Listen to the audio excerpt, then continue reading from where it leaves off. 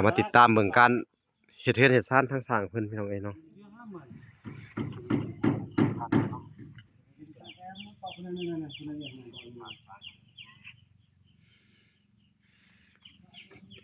สร้างมันก็ได้ตอก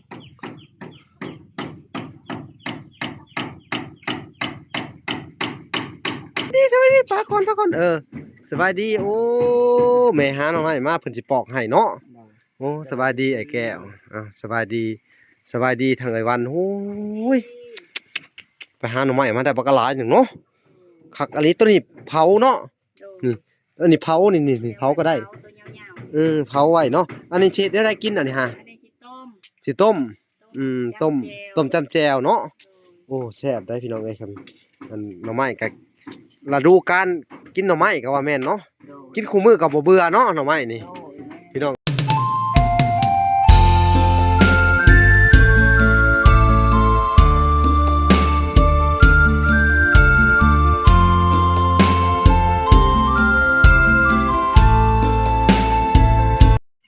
โอเคพี่น้องเอ้ยเนาะกราบสบายดีพ่อแม่พี่น้องเบิดสู่คนเนาะก็ยินดีเข้าสู่ช่อง YouTube เบาละสายบุญคุณธรรมคือเก่าเส้นเคยพี่น้องเอ้ยเนาะทักทายสบายดี FC ทางฝั่งไทยและ FC ทางฝั่งลาวและ FC ทางต่างประเทศนำเด้อพี่น้องเอ้ยเนาะมื้อนี้ก็อยู่กับช่อง YouTube เบาละคือเก่าเนาะสบายดีพ่อแม่เนาะอยู่ทางเมืองนอกเมืองนาพี่น้องเอ้ยก็มาติดตามเบิ่งการเฮ็ดเฮือนเฮ็ดซ่านทางสร้างเพิ่นพี่น้องเอ้ยเนาะ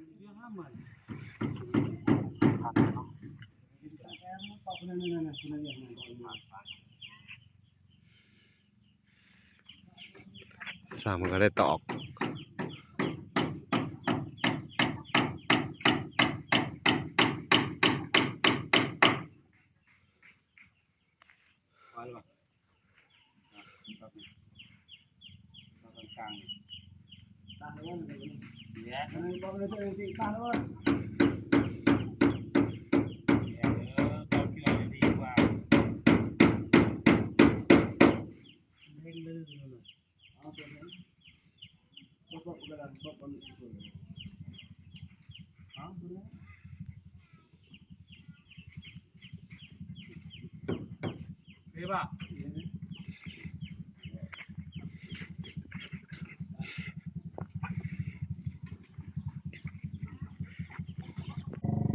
ทางสร้างเพิ่นก็ขึ้นไปแก้หลังคาพี่น้องเอ้ย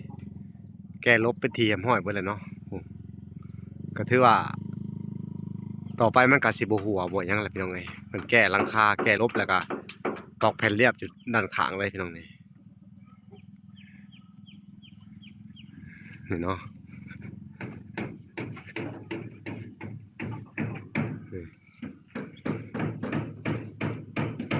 ก็ถือว่าเพื่อนของไอ้แก้วก็90%พี่น้องเอ้ยยังเหลือแต่อันขันกลางเนาะขันห้องส้วมแล้วก็เฮ็ดบันไดพี่น้องเอ้ยเนาะมื้ออื่นก็น่าจะแล้วเพิ่นว่าทำไมมาครบเพิ่นเนาะเฮาก็จะให้ทุกคนเบิ่งหลายๆมุมเนาะพี่น้องนี่มุมด้านหลังพี่น้องเอ้ยเพิ่นแอมแล้วก็เหลือแต่สิทาสีอีกจักหน่อยนี่พี่น้องเอ้ยเนาะ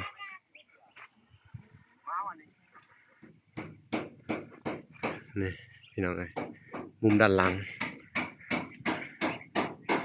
เดี๋ยวจะให้เบิ่งมุมด้านข้างอีกพี่น้องเอ้ยนี่ด้านข้างแล้วก็ด้านหน้า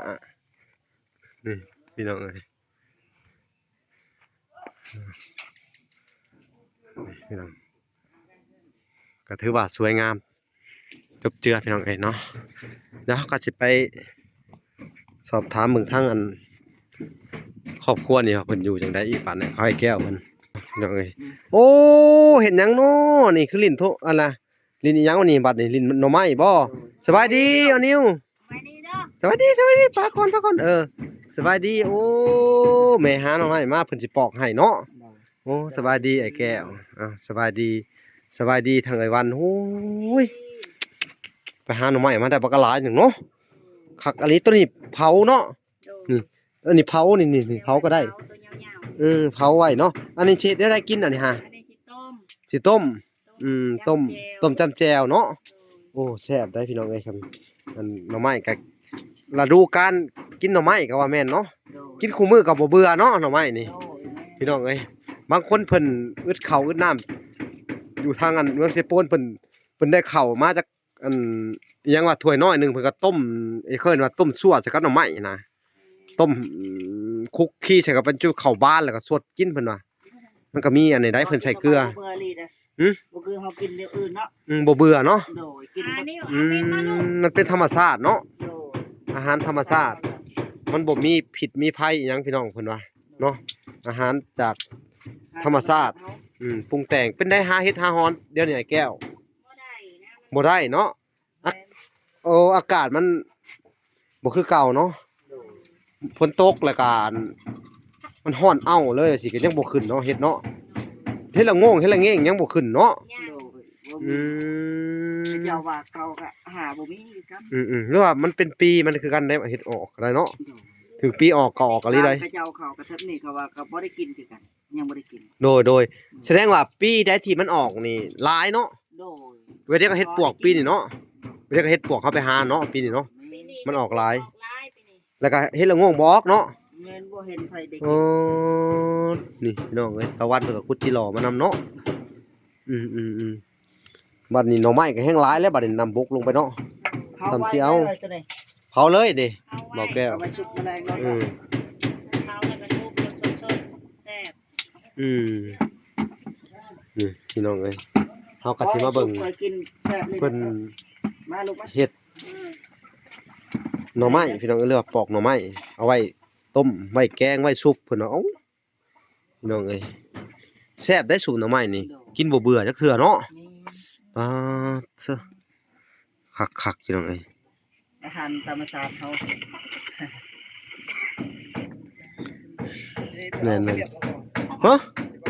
เอ้าทางสร้างเพิ่นก็ว่าอยากได้แผ่นเรียบอีกเนาะเอ้าพี่น้องเอ้ยก็สิได้ให้สร้างเพิ่นไปซื้อเองได้บ่สร้างอ๋อได้เนาะเอาจักแผ่น แผ่นหนึง แผ่นหนึงขาดแผ่นหนึงเนาะโอเคเดี๋ยววันหลังสิได้เอาเงินให้เพิ่นมันถึกแผ่นละเป็น80บ่สร้างนั่นๆเอาเบิ่งในบินมื้อละก็แผ่นละ80พี่น้องเอ้ยเนาะเดี๋ยววันหลังก็สิเอาเงินให้เพิ่นก่อนพี่น้องเอ้ยให้ทางสร้างเพิ่นไปซื้อแผ่นเรียบเนาะอืมก็ถือว่าเฮือนนี่จักเปอร์เซ็นต์ล่ะเจ้าว่า ร้อยเลย เกือบ100 ร้อย เหลือแต่บันไดบ่เหลือ เดี๋ แต่ ยวตัวมันได้นะ แล้วก็ขันส้วมทางกลางเนาะ กลางมัน โอ้เบิดเลยแม่นบ่ เลย โอ้ ร้อยจะร้อยจะลงแล้วตัวไหนสิไปเอาจากมันสิพาเดี๋ยวตกลงเฮ็ด นั่นแหละ คือว่าจะไปเอาจักรอะไรมาเตรียมไว้เลยมื้ออื่นก็เฮ็ดอันนี้เลย มันได้เลย เป็นไรเลยคือว่ามื้อเนี่ยคนหนึงเฮ็ดบันไดคนหนึงกบไม้ถ้าแป้นมาเนาะโอ้ยพี่น้องเอ้ยใกล้สิแล้วแสดงว่ามื้อฮื้อนี่สิว่าสิได้ขึ้นเรือนมื้อฮื้อมื้อหนึงเนาะ ทาสีนี่ก็แล้วนะ อืม มือเนี่ยว่าสิเรียบร้อยนะ มื้อฮื้อมื้อหนึงได้ขึ้นเรือนเลยเนาะ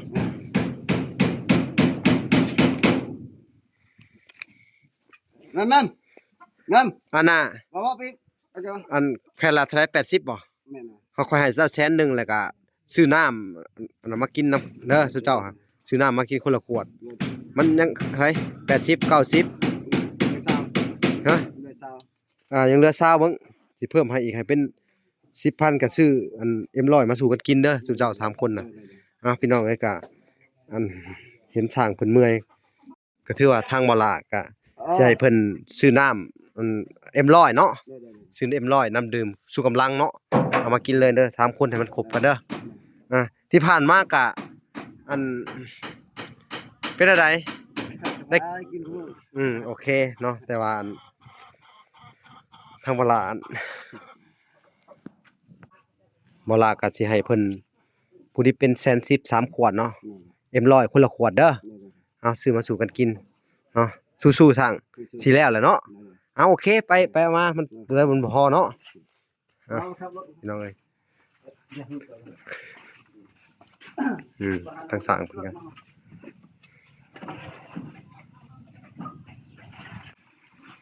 ตัดภาพมาอยู่ทางไอ้วันคือเก่าพี่น้องเอ้ยเพิ่นก็ปอกก็สิแล้วแหละเนาะมื้อเช้าแกงมื้อแลงสุกคือเก่าอีกแหละนึกข่าวหวานสุกบ่ก็แซ่บนั่นบ่ ว่าในกระซุปลงมา โอ้สร้างบ่กินโอ้เพิ่นว่าแซ่บขนาดได้แกงหน่อไม้สุกสีมือเจ้าเนาะใส่หมักสังบ่ แม่น โอ้ไปใส่หมักสังมันก็แซ่บด้วยนี่เนาะ มันหอม ใส่ข้าวคั่วนั่นหนึงเนาะสุกนี่ เฮ็ดคักๆเลยเนาะอืมโอ้ได้หยังกินแล้วเท่านะคือมันเป็นตาแซ่บแท้โอ้บ่เบิ่งซิมเนี่ยมันคือหยังเขียวๆเนี่ยโอ้เบิ่งๆพี่น้องเอ้ย มันขี้บ่งบ่วะ โอ้ขนมอีหยังพี่น้องเอ้ยอืม นมแดงกว่า ใช้ได้เนาะแซ่บพี่น้องเอ้ยนี่ทางไอ้แก้วก็เป็นคนเผา บ่เอาไว้ว่าลีไอ้หล่อก็บ่เบื่อลีเดี๋ยวเฮากิน อืม อาหาร เนาะ ธรรมชาติเฮาเนาะ กินคุก โดย กินคู่มือก็ไม่เป็นหยัง ก็แซ่บคู่มื้อ โดด บ่ได้กินก็ บ่ ยัง คือ อยาก เฮา กิ กิ น นแบบเนื้ออื่นนะสิ้นหมูสิ้นไก่เนาะว่าง่ายๆ บ่ เนาะ ได้กินก็อยากกิน แบบว่าสิ้นหมูสิ้นไก่มันเบื่อไว้เนาะ แม่น อันนี้คือประเภทที่แบบเฮากินตั้งแต่เกิดมาบ่จังเนาะพ่อแม่พากินเนาะแถวนี้ก็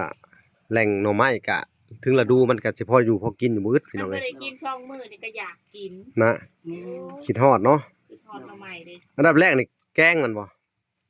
แกง ลองมากับซุป ซุปมก มก กระไรแล้วแต่ โอ้โหโดยเนาะนี่พี่น้องเอ้ยเดี๋ยวเบิ่งเพิ่นปอกหน่อไม้พี่น้อง หลังจากที่ไปหามาได้เป็นอะไรกอไผ่เปียกเปื้อเบิดเพราะว่า แม่น ขี้ต้มเต็มขนาดเนาะ โดย อื ยื ม ดโอ้กินลุงหวยเนาะขี้ดินมันเจือนลง โอ้ ดินเสน้ำเบิดเลย ตะพังมันสั้นเนาะ แม่น เฮากิ้งลงห้วยเลยแม่นบ่นี่เอ มันลื่น อ แล้วน้ำมันกำลังบกใหม่ๆ โอ้อันนี้มาแต่ไสน่ะโอ้สบายดีลูก สบายดีเร็ว โอ้สบายดี เป็นได้บ่ได้เจอกันโดนเติบแหละคิดฮอดกันอยู่บ่นี่ฮะ ทอดวะลูก คิดฮอดเด้อบ่ กินทอดน่ะมาเห็นไอ้ายบ่หลายเยอะมากกะจมเด้ จมบ่คิดฮอดบ่แหละ บ่ นี่ เห็นมากเพิ่ ไอ้ น แต ว่า บตลอดเนาะไอ้แตบไปใช้บ่ คิดฮอดอยู่บ่ โดยวะลูกขึ้นฮอดเอาเด้อไม่เห็นนาก็ขึ้นฮอด พี่น้องเอ้ย เพิ่นเพิ่งตื่นแต่นอนเด้ เพิ่งตื่นแต่นอนเนาะดุขนาดเนาะตื่นแต่นอนพี่น้องเอ้ยอันนี้ก็ดุขนาดนี่ หิวขนมดิ หิวทุ่งขนมดุหิวเนาะใหญ่มาให้ดุอะสิเด้อ โดย ดุหิวทุ่งขนมอะสิแหละ แซ่บอยู่บ่แซ่บอยู่บ่ขนมนี่ฮะอยากอยู่บ่แหละ ยากบอกแล้วยาก ก็หยอกซุเพิ่นพี่น้องเอ้ยหลังจากที่บ่ได้มาโดนเติบซุเพิ่นก็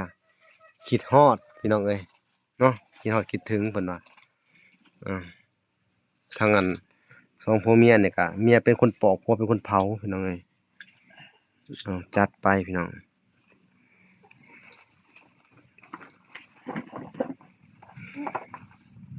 เมื่อวานนี่ก็ถึงต้มถึงซุป ต้ม ตอนเที่ยงได้กินตอนเที่ยง อื ต้ม ม จำแจ่วตำ อืม แจ่ว ก็นั่นแหละเฮามื้อใดที่เฮาอันว่างเวียกเฮาก็หามาเฮ็ดกินก็ แม่นไปหา แซ่บหน่อไม้กินมื้อบ่เบื่อ ไปหาคู่มือ แม่นมันคือเพราะว่าบ้านเฮามันก็กินแบบสิแหละเนาะ แม่นกิน บ้านเฮาบ้านนอกคอกนาพี่น้องเอ้ยบางเทื่อคนเฮาคือบ่ลาเว้าหั่นแหละคนอื่นเข้ากันรอดได้ย้อนหน่อไม้เนาะ แม่น ทางเซฟโปนเขาเฮ็ดสิได้กินคือเว้าหั่นแหละเขาอึดแห้งอะลิได้เขาให้เขานึงบ่ได้กุ้มปีใดบางคนให้เฮ็ดให้เบิดปีเบิดชาติได้แค่6-7 สอบเขาคือเอา คนมันหลายเนาะ อืม หมดไว้ แม่นก็เลยว่า อู้ได้น้องใหม่ละอึดเขาก็ยังว่าเฮาแกงอีหยังเฮาก็ยังว่า อืม พออยู่ท้อง แม่น เดี๋ยวมีเดี๋ยวกิน แต่ว่านอนใหญ่นี่สิอันนั้นอย่างเดียวมันบ่นี่ เขา เผาอย่างเดียวเนาะโอ้เผาแล้วซอยๆบ่ขูดเนาะ แม่น ขูดแล้วเอาไปต้มบ่ ต้มแล้วก็ยองน้ำยะนางใส่ อื แล้วก็ต้ม ม น้ำปลาแดกใส่เทน้ำปลาแดก โอ้ ใส่ให้มัน โอ้ เข้ากันให้มัน เอ้า นัว โดยเอ้าพี่น้องก็ถือว่าเนาะพี่น้อง หลังจากที่ทางเช้าวันกับอันแก้วเพิ่นปอกหน่อไม้เสร็จก็สิพาเพิ่นไปซื้อเครื่องเทศว่าอีหยังนะเขาเอิ้นเครื่องปรุง อันมักพริกแป้งนัวก็บ่มีเนาะ โดด มาพริกยังมีอยู่เนาะ นี่ได้บ่ซื้อละ อ๋อโอเคได้ไปซื้อมาไว้อีกมื้อแรงวันนี้เฮาก็ซื้อมาเตรียมขึ้นเฮือนใหม่เนาะรอบหน้าพุ่นแหละพี่น้องเอ้ยมื้อนี้ก็สิซื้อมาอันเอามาไว้ก่อนเนาะตุนไว้เผื่อเฮาเฮ็ดให้สร้างให้หยังกินแหน่เพราะว่าบ่ล่ะไป2-3มื้อเหลือ3มื้อประมาณนี้แหละเนาะ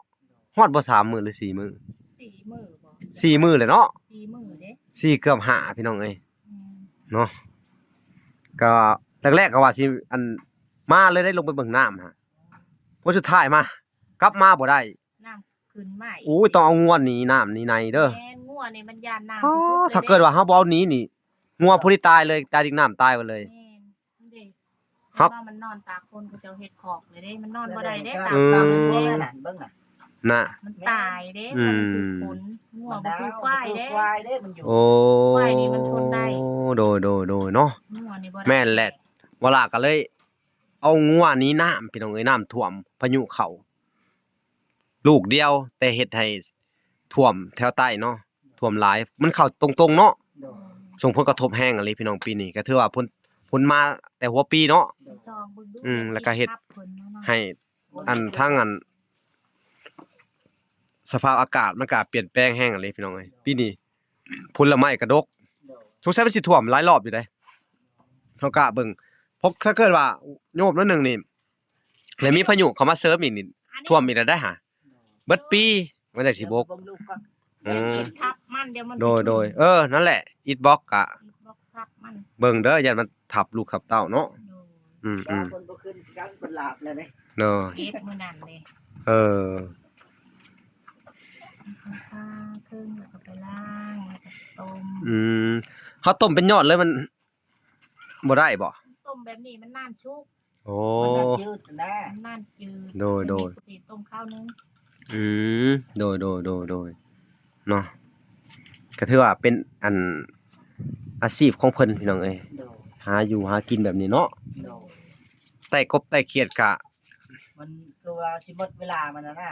มันบ่วางไข่เนาะ มันเข้า อืม หูมันแล้ว อืม